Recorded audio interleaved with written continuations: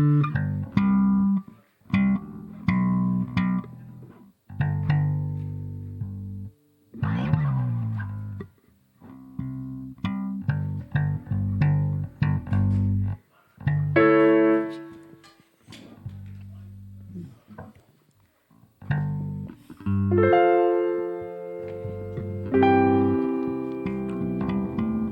이 시간 우리 예배 드리러 나온 여러분, 우리 마음을 가다듬고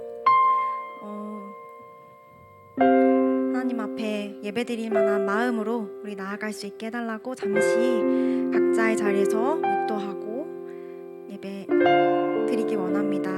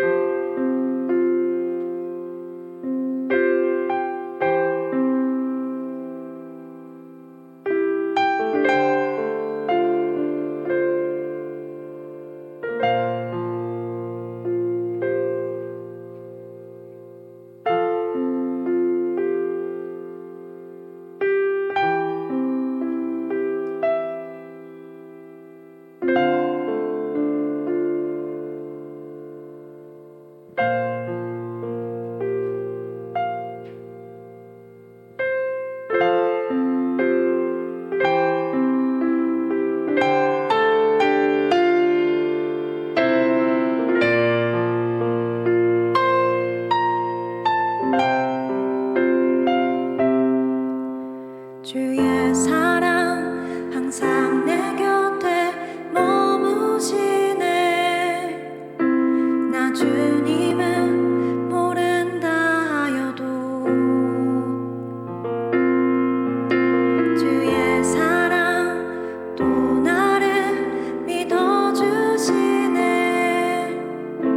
나 주님을 모른다 하여도 우리 같이 고백합시다. 주의 사랑, 주의 사랑 항상 내 곁에 머무시네. 나 주님을 모른다 하여도 주의 사랑 또 나를 믿어주시네. 나 주님을 모른다 하여도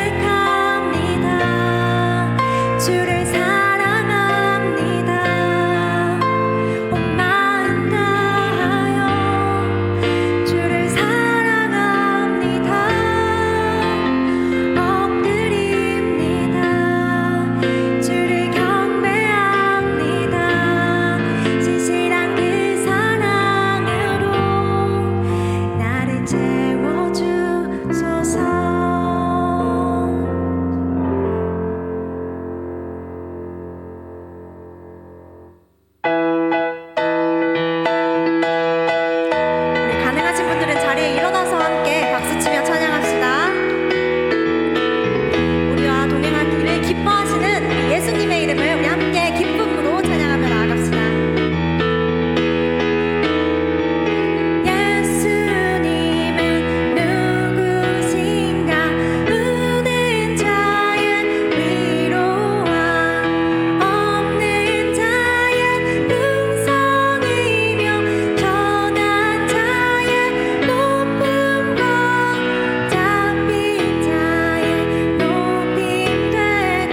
우리 기쁨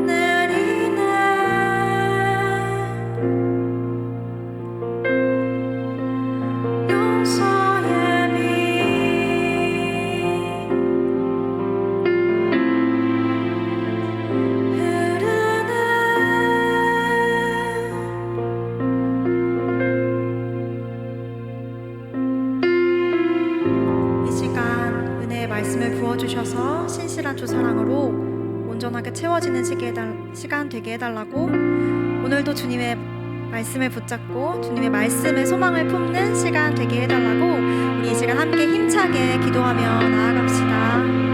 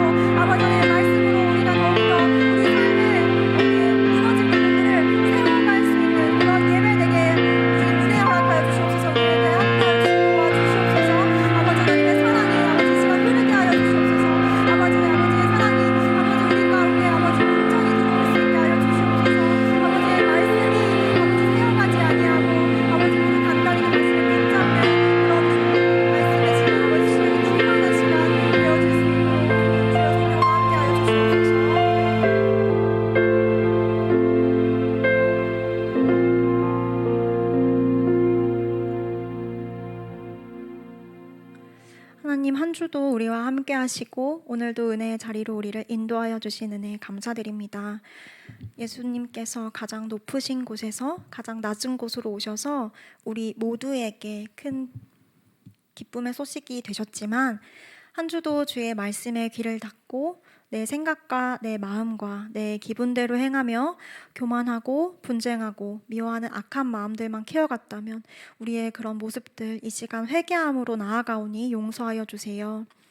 우리가 주님께서 우리에게 주시는 말씀을 온전히 받아들이지 못하고 있지 않은지 돌아보며 말씀을 주실 때마다 내게 주시는 말씀으로 받고 하나님의 은혜를 가리는 자가 아닌 하나님의 사랑과 지혜와 겸손이 드러날 수 있도록 우리의 마음을 인도하여 주시기 원합니다. 우리 나라와 교회를 위해 기도합니다. 계속해서 심화되어가는 나라 안의 갈등이 해소되지 않고 날로 소란스럽고 혼란스러운 상황에 놓여 있습니다. 주님이 주님의 백성을 위하여 일하실 것을 믿음으로 우리가 소망을 놓지 않고 계속해서 주님의 도우심을 구하오니 주님의 정의와 공의가 이 땅에 임하게 하여 주시고 부패한 것들을 드러내고 하나님의 선하신 것들을 입히시고 통치하여 주세요. 또한 악한 것을 지혜로운 것이라 둔갑시키고 여러 악을 조장하고 미화하는 세력들을 파하여 주시고 참된 성과 자유가 이 땅에 선포되게 하여 주시며 교회가 더욱 깨어 세상 풍조에 휩쓸리지 않고 분별하는 지혜를 주시고 참된 하나님의 말씀을 따라갈 수 있게 해주세요. 이 땅의 모든 교회가 예수님을 닮은 섬김과 기도로 나라를 일으키는 영향력 있기를 소원합니다. 수련회를 한 주 앞두고 있습니다. 준비하는 손길 가운데 지치거나 시험 들지 않게 하시고 하나님께로부터 오는 기쁨과 즐거움을 누릴 수 있게 하여 주세요. 모두가 얼마 남지 않는 기간을 기대하며 기도로 은혜 받기에 합당한 마음밭을 만들어 올 수 있게 하여 주시고 수련회에서 말씀으로 우리 청년부와 청소년부 친구들의 영을 사로잡아 주셔서 모두가 주님을 인격적으로 만나고 선택의 기로에 놓일 때마다 어떤 유혹에도 하나님의 말씀을 선택하기를 결단하는 하나님이 일하심을 보는 수련회 되게 하여 주세요.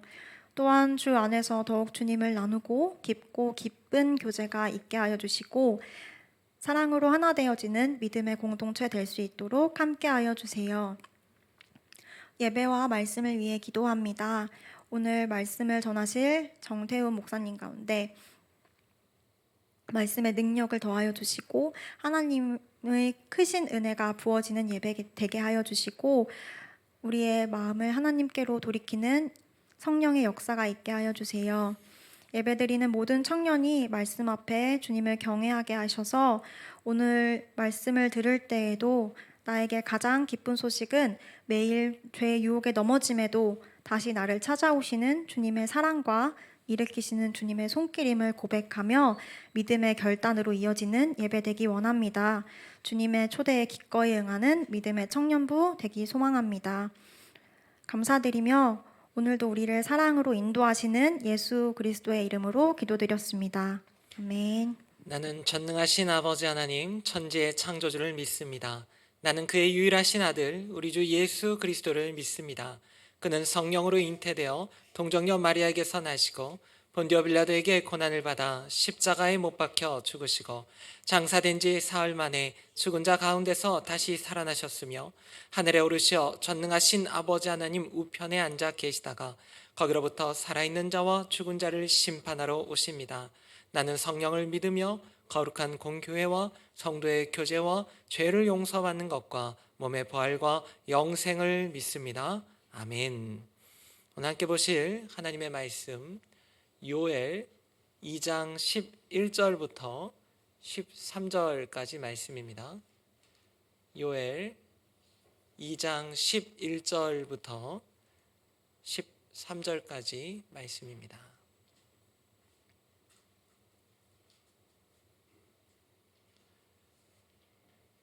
함께 봉독하시겠습니다.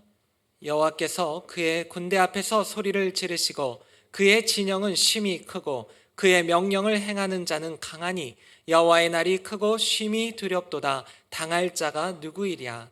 여호와의 말씀에 너희는 이제라도 금식하고 울며 애통하고 마음을 다하여 내게로 돌아오라 하셨나니 너희는 옷을 찢지 말고 마음을 찢고 너희 하나님 여호와께로 돌아올지어다. 그는 은혜로우시며 자비로우시며 노하기를 더디하시며 인애가 크시사 뜻을 돌이켜 재앙을 내리지 아니하시나니. 아멘. 제레드 다이아몬드가 지은 총, 균, 쇠라는 책의 내용을 짤막하게 소개해 드리겠습니다. 굉장히 두껍습니다. 쉽게 접근하기 힘든 책인데 1700년에 유럽인 침략자들과 아메리카 원주민 및 기타 원주민의 싸움에서 칼 대신에 이 총기가 주요 무기로 사용되면서 유럽 측이 더욱 유리해졌습니다. 1808년 찰리 세비지라는 아주 사격술이 뛰어난 영국 선원이 머스킷 소총을 지니고 피지 제도에 도착했죠. 세비지가 잔인한 야만스러운 이런 뜻이지 않습니까? 이 세비지라는 이름에 걸맞게 이 사람이 혼자 힘으로 이 피지의 권력 균형을 완전히 무너뜨려 버립니다. 한 번은 이 사람이 카누를 타고 강을 거슬러 올라가서 피지인의 카사부 마을에 이르렀는데 마을 울타리가 사격 거리 안에 딱 들어왔을 때 카누를 멈추고 무방비 상태의 주민들을 마구 사살하기 시작했습니다. 이 희생자들이 너무 많아서 살아남은 주민들은 그 시체를 쌓아놓고 그 뒤에 숨었으며 마을 옆으로 흐르는 냇물은 새빨갛게 피로 물들었다고 합니다. 이 총을 갖지 못한 원주민들에게 총의 위력을 보여주었던 이와 같은 사건들은 당시 헤아릴 수 없을 정도로 많았습니다. 오늘 본문 11절에는 여호와의 군대라는 용어가 등장합니다. 여호와의 군대는 여호와의 날에 움직이는 이 하나님의 군대인데 여호와의 날이란 하나님의 나라가 완성되는 날입니다. 하나님께서 지상의 모든 죄악과 사망의 세력을 심판하시는 크고 두려운 심판의 날인 동시에 하나님을 믿는 자들에게는 승리와 구원을 베푸시는 은혜의 날이기도 합니다. 이 날에는 모든 차별이 없어지고 죄가 소멸되며 하나님의 준엄한 심판이 진행되는데 여호와의 군대를 우리 눈으로 실제로 볼 수 있는 그런 날이기도 합니다. 여호와의 군대는 세상 사람들이 상상할 수 있는 그런 수준 이상의 군기와 전투력을 자랑하는 집단입니다. 보통 훈련을 잘 받지 못한 군인들은 이 전투를 할 때 실수하죠. 우왕좌왕하죠. 그런데 오늘 본문 1절부터 이 11절 사이를 보니까 하나님의 군대는 절대 서로의 어떤 진로를 방해하는 일 없이 열과 줄을 잘 맞춰서 적지를 헤집고 다닙니다. 몇 해 전에 지금 시즌 2까지 나왔는지 모르겠는데 강철 부대라는 그 프로를 봤습니다. 최정예의 특수부대 출신 예비역들이 팀을 이뤄서 각 부대의 명예를 걸고 게임을 하는 모습을 봤습니다.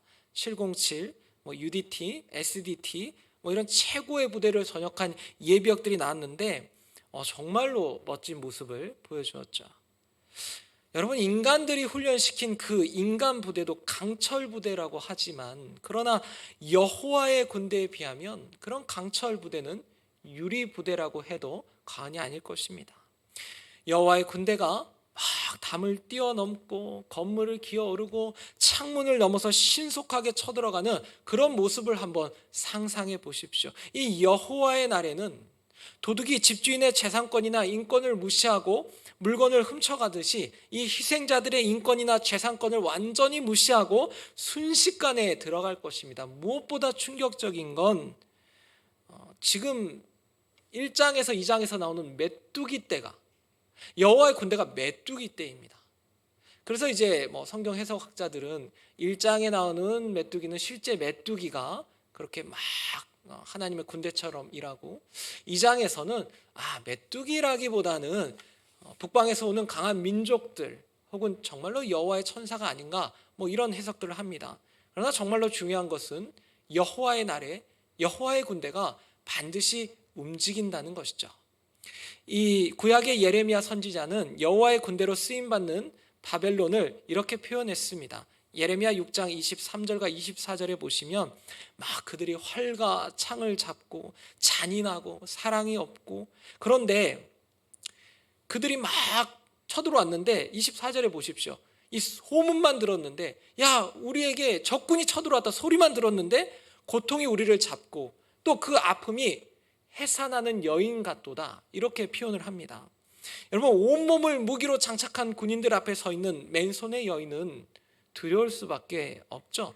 저항할 수 있는 아무런 무기가 없는 사람이 그 군대 앞에서 무엇을 할 수 있겠습니까? 그냥 두려워하는 것입니다. 벌벌 떠는 것이 그가 할 수 있는 유일한 일입니다. 아기를 낳는 여인은 생명을 잉태하는 기쁨이라도 얻게 되겠지만 이 이스라엘이 당하게 되는 고통은 자신들이 하나님의 말씀에 불순종해서 얻게 되는 결과입니다. 로마서 14장에서 바울은 우리가 다 하나님의 심판대 앞에 서게 된다고 말하죠. 신약에서 여호와의 날은 주의 날이라고 부르는데 이 날은 예수 그리스도께서 다시 오셔서 하나님의 나라를 완전히 세우실 바로 그 날을 뜻하기도 합니다. 예수님은 그 날이 언제 올지 아무도 모르고 천사들도 모르며 오직 하늘의 아버지께서만 아신다고 가르쳐 주셨습니다.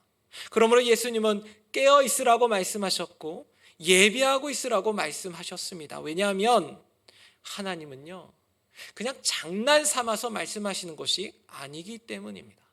인간은 한번 말하고 잊을 수 있습니다. 인간은 한번 말하고 나중에 시간이 지나서 내가 그걸 하지 못했구나라고 할 수 있지만 하나님은 그렇지 않으십니다. 하나님이 말씀하신 것은 단 하나도 땅에 떨어지지 않습니다. 시건치 않는다고 하죠. 그러니까 그 말을 그냥 함부로 내뱉는 법도 없으시죠. 선지자 요엘은 11절에서 여호와의 날이 크고 심히 두렵기 때문에 당할 자가 누구랴. 여러분, 주변에 정말 이해하지 못할 사람이 한 명쯤은 있습니다. 그 사람을 보면 늘 화가 나 있고 말을 함부로 하고 자기 멋대로 살아가는 그런 사람이 있죠. 조금만 자기 기분에 맞지 않으면 주변 사람을 못 살게 구는 사람, 다른 사람을 비난하고 자기는 다른 곳에서 작은 소리로 이야기해도 그냥 내가 작게 이야기하는 거니까 내가 저 사람을 위해서 하는 얘기니까 막 이야기하는 그런 사람. 또 어디에 가면 막 별 내용도 아닌데 성난 말투로 물도와가 물도와. 제가 예전에 아르바이트를 하는데 어떤 분이 저를 째려보면서 계속 째려보셨어요. 그래서 왜 째려보나? 그래서 저를 딱 보시더니 된장 가져와 이렇게 얘기를 하더라고요. 된장을 가져오라고 하는데 그게 그렇게 호통칠 일입니까? 제가 그때 생각한 게 있죠. 저 사람은 어딜 가도 저렇게 말하겠구나. 어딜 가도 사람들에게 화만 내겠구나. 여러분, 어떤 인간이 그렇게 해도 우리가 좀 두려워하지 않습니까? 막 소리 지르고 막 화를 내고 표정이 막 이렇게 무서우면 인간 한 사람이 그래도 저 사람 왜 저러지? 벌벌벌 떨 수 있죠. 그런데 하나님이 소리친다고 생각해 보십시오. 아니, 하나님이 작은 소리로 읊조려도 우리는 다 쓰러질 수밖에 없습니다. 여러분, 전능하신 하나님이 소리를 치시는데 지금도 하나님은 자기 백성들을 향해서 소리치십니다. 종교적인 행위는 있지만 삶의 자리에서는 여전히 제자리 걸음만 하거나 아예 하나님을 자신의 삶 속에서 지워버리고 사는 청년들, 하나님을 나의 주인으로 삼지 않고 오직 돈과 성공과 이성을 주인으로 삼으며 쾌락과 본능에 이 취해 사는 청년들에게 하나님은 언제든지 소리치시고 하나님의 사람들을 통하여서 여호와의 날이 있다는 것을 지금도 가르쳐주고 계십니다. 마태복음 25장에는 이 등을 들고 신랑을 맞으러 나간 슬기로운 5 처녀와 미련한 5 처녀가 등장하는데, 미련한 처녀들은 등은 가졌지만 기름을 가지고 있지 않았습니다. 슬기로운 5 처녀만 기름을 담아 등과 함께 가져갔는데 갑자기 신랑이 오고 있다는 소식이 들려옵니다. 여러분, 나중에 마태복음 25장 자세히 보셔야 합니다. 사실은 다 자고 있었습니다. 다 자고 있었는데 다 막 이게 밤이 신랑이 온다는 소리는 들었는데 너무 늦게 오니까 다 조는 거예요. 그런데 이 10 처녀들이 5 처녀들은 그 상황에서도 그 등에 기름을 가지고 있었고 충분히 아주 넉넉하게 가지고 있었고, 미련한 5 여인은 그 등에 기름이 다 떨어졌습니다. 마태복음 25장 8절과 10절에 이렇게 기록되어 있죠. 미련한 자들이 슬기 있는 자들에게 이르되 우리 등불이 꺼져가니 너희 기름을 좀 나눠달라 하거늘 슬기 있는 자들이 대답하여 이르되 우리와 너희가 쓰기에 다 부족할까 하노니 차라리 파는 자들에게 가서 너희 쓸 것을 사라 하니 그들이 사러 간 사이에 신랑이 오므로 준비하였던 자들은 함께 혼인잔치에 들어가고 문은 닫힌지라. 미련한 처녀 5이 실제 처녀들인지 아니면 그 신부의 친구들인지 들러리인지 그건 뭐 명확하지 않지만 그게 중요한 게 아니죠. 지금 어찌됐건 미련한 처녀 5이 그냥 늦게 이렇게 가보지만 그러나 문은 닫혔습니다. 이제 그 문은 절대로 열리지 않을 것입니다. 미련한 처녀들은 등을 준비하지 않는 것으로 보아, 그러니까 신랑 대신 주님이 오실 것은 알았지만 아무런 준비도 하지 않았습니다. 얼마나 게으르고 나태하게 살았던지 오히려 슬기로운 처녀들에게 나중에 부랴부랴 쓸 기름을 빌려달라고 말합니다. 레위기 24장에 보면 하나님께서 성막 안에 등잔 때의 기름을 항상 준비해 놓으라고, 기름을 준비해서 성막 안을 밝히라고 이렇게 말씀을 하시는데, 특별히 이스라엘 자손에게, 레인이겠죠, 그들에게 감나무로, 올리브 감나무로 짠 순수한 기름을 준비시키고 끊이지 않게 등불을 켜라, 끊이지 않게 등불을 켜라고 명령하십니다. 마치 성막 안에서 분주히 움직이며 기름을 준비한 그 레위 사람들처럼 슬기로운 처녀들은 늘 이것을 점검하고 이렇게 막 살펴보았다라는 것입니다. 그런데 미련한 처녀들은 이것을 점검하지 않았죠. 오늘날 자기 영혼에 무관심한 사람들이 있습니다. 자기 영혼이 어떻게 되어 있고 자기가 어떤 길을 가고 있고 이 방향이 명확한 하나님이 기뻐하시는 길인지 아무런 생각도 하지 않고 그냥 그렇게 살아가는 사람들이 있다라는 거죠. 마태복음 25장 12절에서 미련한 처녀들에게 이렇게 주님이 말씀하십니다. 진실로 너희에게 이르노니 내가 너희를 알지 못하노라. 내가 너희를 알지 못하노라. 관계가 없다는 겁니다. 관계가. 그러니까 그날 여호와의 날은 갑자기 임하게 되는 건데요. 구약의 수많은 선지자들이 이야기했습니다. 이사야 선지자도 이 여호와의 날에 대해서 말했고, 좀 말씀을 띄워주시겠습니까? 그리고 에스겔도 선포했고 또 요엘도 선포했고 또 스가랴도 여호와의 날이 이르리라. 그날에 내 재물이 약탈되어 내 가운데서 나누이리라. 이렇게 말했습니다. 물론 이제 시대적으로 따지면 에스라와 느헤미야 이후에는 이제 바벨론 포로 시기고 또 그 이전에는 이제 실제 바벨론이 올 것을 예고하지만, 그러나 이 요엘서를 넓게 보면 여호와의 날이, 예수 그리스도의 재림이 그날에 갑자기 정말 아무도 알지 못하는 그 시에 불현듯 닥쳐온다라는 것입니다. 여러분, 하나님은 이스라엘 백성들에게 단 한 번도 대충 살아라, 방탕하게 살아라, 야 너 음란하게 살아라, 너 좀 교만하게 살아라, 이렇게 말씀하신 적이 단 한 번도 없습니다. 그렇지 않나요? 오히려 하나님은 우상 섬기지 마라, 나만 섬겨라, 안식일을 거룩하게 지켜라, 부모를 공경해라, 살인하지 말라, 간음하지 말라, 내 이웃의 아내를 탐하지 말라, 하나님은 늘 말씀하셨죠. 원래 잘 생각해 보세요. 하나님이 세상 가운데 부르신 여호와의 군대는 이스라엘 백성들이었습니다. 유다의 백성들이었죠. 그들은 하나님을 총사령관으로 모신 하나님의 군대로 부르심을 받았습니다. 그들은 하나님의 말씀에 순종하여 하나님의 명령을 실행해야 했는데 어느 순간 그 말씀에 불순종했죠. 하나님의 말씀을 듣기는커녕 자신들에게 지급된 군복과 칼과 방패를 다 버리고 민간인이 되어버렸습니다. 그 중에 어떤 사람들은 더 나아가서 다른 나라의 군복을 입고 그 선봉대에 섰어요.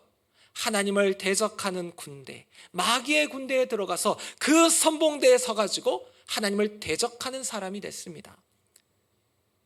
요엘 선지자는 하나님의 군대가 아니라 자기들 스스로 민간인 신분으로 돌아갔거나 아니면 정말 적진에서, 오히려 적군과 싸워야 될 사람들이 그냥 적진의 선봉대에서 하나님과 이렇게 막 대결하려고 하는 그런 유다 백성들에게 금식할 것을 12절에서 선포하는데, 여러분, 금식을 하는데 정말로 중요한 것을 요엘이 13절에서 이렇게 말합니다. 너희는 옷을 찢지 말고 마음을 찢고 너희 하나님 여호와께로 돌아올지어다. 그는 은혜로우시며 자비로우시며 노하기를 더디하시며 인애가 크시사 뜻을 돌이켜 재앙을 내리지 아니하시나니. 야, 옷 그만 찢어라. 옷 그만 찢고 마음을 찢어라. 왜 이 말을 하는 겁니까? 여러분, 그 뒤에 이제 하나님의 성품에 대해 나오긴 하지만 여러분의 인생은 여러분의 것이 아닙니다. 여러분에게 이렇게 하나님이 허락하신 시간과 물질과 모든 은사들, 그거 다 하나님이 맡겨주신 것입니다. 그래서 우리는 청직이죠. 이 가지고 있는 거 다 우리 게 아닙니다. 그래서 이렇게 맡겨두셨는데 한번 생각해 보십시오. 옆집 주인이 어느 날 저에게 와서 자기 집 관리를 맡겼어요. 저는 그 사람의 모든 소유를 잘 관리하겠다고 약속했습니다. 그런데 이 집주인이 한 달이 지나도 두 달이 지나도 오지 않는 거예요. 그래서 이제 저는 친한 친구를 한번 불렀어요. 그런데 1년이 돼도 안 와요. 그래서 이제 막 제가 사돈에 팔촌에 아는 사람들 다 불러 모아서 파티를 열었어요. 그러던 어느 날 집주인이 똑똑똑 현관에 이렇게 문을 열고 벨을 이렇게 누른 거예요. 그러면 제가 요즘은 화면이 밖에 있는 사람이 누군지 보이지 않습니까? 그걸 딱 보는 순간 제가 어떤 생각을 할까요? 깜짝 놀라겠죠. 깜짝 놀라겠죠. 집주인이 집에 들어왔어요. 소파는 찢어져 있고 화장실 바닥에는 오물이 한가득 고여 있고 커튼은 막 너덜너덜해져 있고 TV 모니터에는 손자국이 덕지덕지 묻어 있고 천장은 막 바람 빠진 풍선으로 가득 차 있고 막 벽에는 온갖 낙서가 되어 있는 거야. 냉장고에 막 먹을 거 다 먹어버리고. 그 주인이 딱 들어옵니다. 이게 뭐예요? 근데 오히려 저는 이렇게 말한다는 거죠. 왜 이렇게 빨리 오셨어요? 좀 언제 온다고 얘기라도 해주시지. 집주인이 얘기합니다. 아니 이거 왜 이렇게 더러워졌습니까? 그게요, 갑자기 지나간 사람이 화장실 좀 가자고 해서 어제는 막 어떤 막 불쌍해 보이는 할머니가. 그럼 집주인이 뭐라고 합니까? 딱 두 글자죠. 나가. 그때 나가면 안 돼요. 어떻게든 주인의 발을 붙잡고 막 살려달라고 막 갈 데 없다고 빌어야 되고 막 죄송하다고 해야 되고. 제가 이 얘기를 왜 하냐면 제가 아버지께 진짜 쫓겨난 적이 있거든요. 진짜 나가봤어요. 야 너 나가! 그랬는데 제가 나갔더니 엄청난 고생을 했습니다. 이 이야기는 아마 수련회 가서 할 수 있으면 조금 할 것 같은데, 여러분, 우리의 마음은 하나님이 함께 하셔야 하는 공간이고요, 그리고 우리 영혼과 육체, 우리 시간의 주인이신 하나님은 우리에게 많은 것을 빌려주셨습니다. 그런데 우리는 착각한다라는 거예요.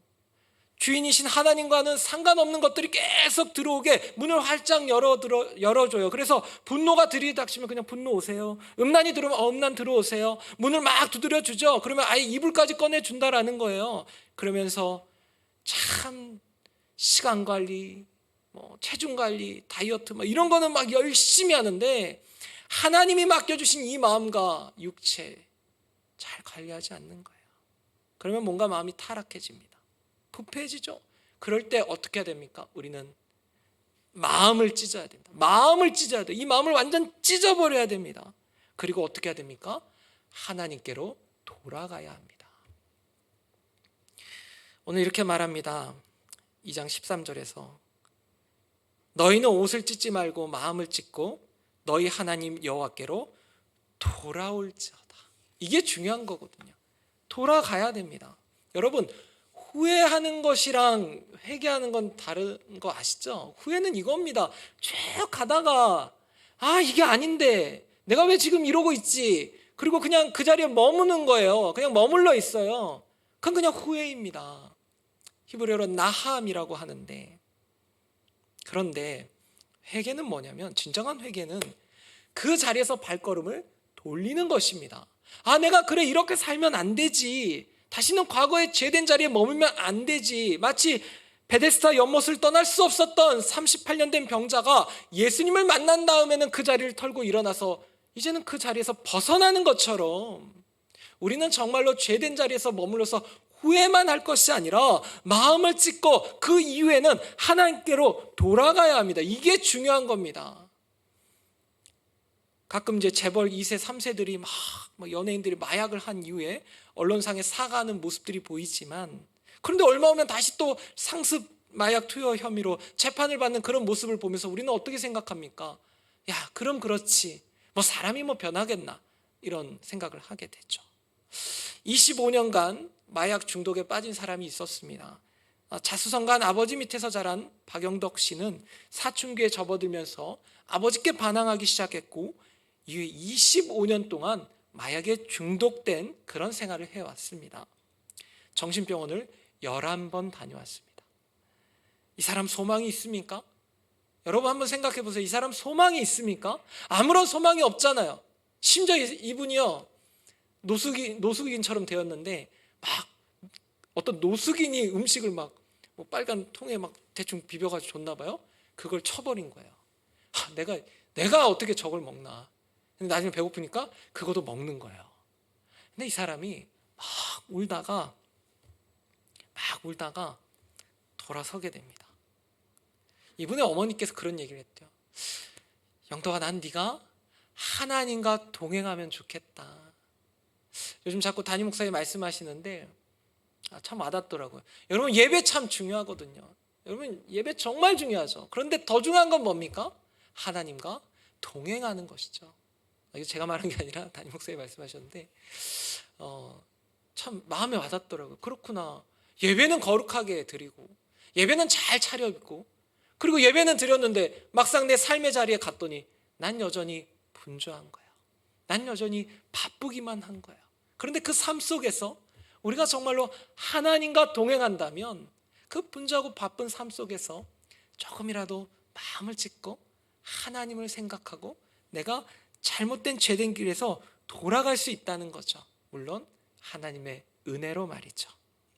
내가 가지 않으면 아무도 가지 않는다. 이시원 선교사님의 그 책의 글이 이겁니다. 우리의 전쟁은 현재 진행형이다. 주님 앞에 갈 때까지 전쟁한다. 복음을 거부하는 사람들과 그들에게 복음이 되어야 하는 우리의 삶 자체가 전쟁이다. 믿음의 전쟁을 무수한다면 우리는 전쟁 포로가 될 것이다. 이기기 위해 싸우지만 죽기 위해 싸울 때 진정 승리할 수 있다. 죽기까지 싸우는 전쟁이다. 박영덕 센터장이 전에는 사탄의 포로가 되었지만 나중에는 하나님의 군사로 다시 회복되니까 또 많은 사람들이 그 중독에서 벗어나게 되었잖아요. 우리가 진정으로 마음을 찢고 하나님의 은혜로 사탄의 포로된 자리에서 뛰쳐나오면, 그래서 돌아서서 하나님의 말씀대로 살아가게 되면 이제 그때부터는 하나님의 군사로 쓰임받게 됩니다. 복음의 일꾼으로 쓰임받게 된다라는 거죠. 오늘 선포된 말씀 한번 잠시 볼까요? 요엘서 2장 11절부터 13절. 여러분 이 구절을 혹시라도 하나님이 마음을 주셔서 여러분 골방에서, 여러분 지하철에서 혹은 어딘가에서 이 말씀을 보실 때 이렇게 읽으셔야 됩니다. 여호와께서 그의 군대 앞에서 소리를 지르시고 그의 진영은 심히 크고 그의 명령을 행하는 자는 강하니 여호와의 날이 크고 심히 두렵도다. 당할 자가 누구이랴? 여호와의 말씀에 너희는 이제라도 금식하고 울며 애통하고 마음을 다하여 내게로 돌아오라 하셨나니 너희는 옷을 찢지 말고 마음을 찢고 너희 하나님 여호와께로 돌아올지어다. 그는 은혜로우시며 자비로우시며 노하기를 더디하시며 인애가 크시사 뜻을 돌이켜 재앙을 내리지 아니하시나니. 14절입니다. 주께서 혹시 마음과 뜻을 돌이키시고 그 뒤에 복을 내리사 너희 하나님 여호와께 소제와 전제를 드리게 하지 아니하시는지 누가 알겠느냐? 이렇게 읽으셔야 됩니다. 여호와께서 그의 군대 앞에서 이런 게 아닙니다. 여러분 요엘은 보았던 거죠. 수많은 선지자들이 말씀을 외쳤지만, 수많은 사람들이 하나님의 말씀을 들었지만 옷만 찢었다라는 거예요. 그리고 또 이렇게 얘기한다는 거죠. 하나님 은혜로우시니까, 하나님 자비하시니까 용서해 주시겠지. 어떻게 하면요? 내가 회개한 척하면, 내가 후회만 해도, 내가 막 옷을 찢고 하나님 내가 어떻게 이런 죄악된 곳에 있었습니까? 하나님 저 좀 용서해 주세요. 저 좀 용서해 주세요. 그게 1년이 되고 5년이 되고 10년이 되면 내가 나를 속여버립니다. 하나님 용서하지 않으셨는데 용서하셨다고 착각하고 10년 20년 살다가 미련한 처녀들처럼 지옥으로 갈지 누가 알겠습니까? 말씀 한번 정리해 보겠습니다. 하나님은 여호와의 군대를 이 땅에 보내십니다. 이 땅에 여호와의 군대가 올 때는 그 모습이 메뚜기 떼일 수도 있고 허리케인일 수도 있고 전염병과 실제 하나님이 몰고 오시는 그러한 천사일 수도 있습니다. 그 군대가 어떤 모습을 하든지 하나님의 명령을 받은 군사는 하나님을 믿지 않고 악한 일만 일삼는 그 악인들을 반드시 멸망시킬 것입니다. 정말 단 한 사람도 놓치지 않을 것입니다. 그러나 그날 살아남은 사람들은 정말로 예수 그리스도를 믿고 하나님 나라를 위해 헌신한 그 사람들, 정말 그냥 후회의 자리에 있는 것이 아니라 하나님의 은혜로 그 회개의 자리에서 돌이켜서 하나님의 뜻을 향해 달려간 그 사람들은 오히려 이 땅을 살아가면서 하나님의 군사로 열심히 살아갈 것입니다. 이스라엘과 하마스가 휴전에 합의했다고 합니다. 15개월 만에 휴전에 합의했다고요. 여러분, 그러나 예수님이 다시 오시는 그날까지 우리의 영적 전쟁에는 휴전이 없습니다. 악한 사단은 이놈들이 집요하게 1년 365, 24시간 연중무휴예요. 뭐 마귀가 봐주는 줄 아십니까? 내가 피곤해서, 내가 오늘은 좀, 물론 하나님도 일하시죠. 물론 하나님의 일하심이 더 크시죠. 하나님은 마귀를 다스리시는 분이기도 합니다. 그러나 여러분, 우리 정말 하나님의 군대로 쓰임받았으면 좋겠습니다. 그냥 늘 반복된 제약 가운데 그냥 토하고 먹고 그 반복된 제약된 자, 이게 지겹지 않습니까? 이제는 하나님의 은혜로 하나님의 군사가 되어서 많은 사람을 옳은 대로 돌아오게 하고 정말 하늘의 별처럼 빛나는 저와 여러분 되시길 주의 이름으로 축복합니다. 기도하시겠습니다. 하늘에 계신 아버지, 여호와의 날을 준비하는 우리가 늘 깨어 말씀 앞에 순종하게 하시고 세상의 빛과 소금의 역할을 잘 감당케 하여 주시옵소서. 복음의 빚진 자로, 여호와의 날을 준비하는 자로 금식하고 기도하며 준비하기를 원합니다. 수련회 준비하고 있습니다. 단기 선교도 준비합니다. 그러나 우리 그 일들을 감당하면서 우리의 마음을 점검하기 원합니다. 우리 마음을 찢고 죄악된 자리에서 벗어나 늘 하나님께로 돌아가게 하여 주시옵소서. 사랑하는 청년들을 품어주시고 함께 동행해 주실 줄 믿사오며 사랑과 희생과 섬김의 주 예수 그리스도의 이름으로 감사하며 기도드렸습니다. 아멘. 네, 받은 말씀 기억하면서 함께 봉헌하고 찬양하겠습니다.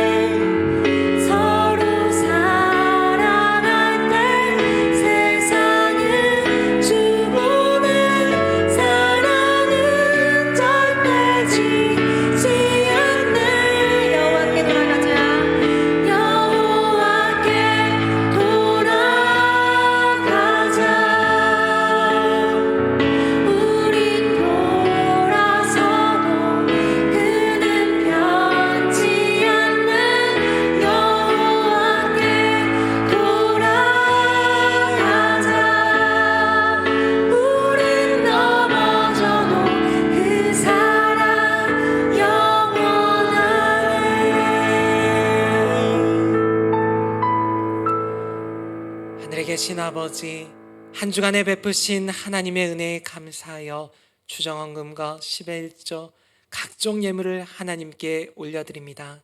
인색함으로나 억지로 하지 않고 감사와 기쁨으로 드린 예물과 그 마음을 받아 주시옵소서. 젊은 날 허락하신 건강한 몸, 귀한 시간과 믿음의 고백, 이 드린 예물을 하나님 나라와 의를 위하여 마음껏 사용하여 주시옵소서. 우리의 머리털까지 다 세시는 하나님께서 좁은 문, 좁고 협착한 길로 날마다 인도하실 줄 믿사오며 구원의 주 예수 그리스도의 이름으로 감사하며 기도드렸습니다. 아멘. 지금은 우리 주 예수 그리스도의 은혜와 하나님 아버지의 극진하신 사랑하심과 성령님의 교통감화 내주 충만하심이 지금이라도 마음을 찢고 이제는 마귀의 종이 아니라 그리스도의 군사로 복직하기로 결단한 선림교회 청년들 위해 이제로부터 영원토록 함께 하시기를 간절히 축원하옵나이다. 아멘.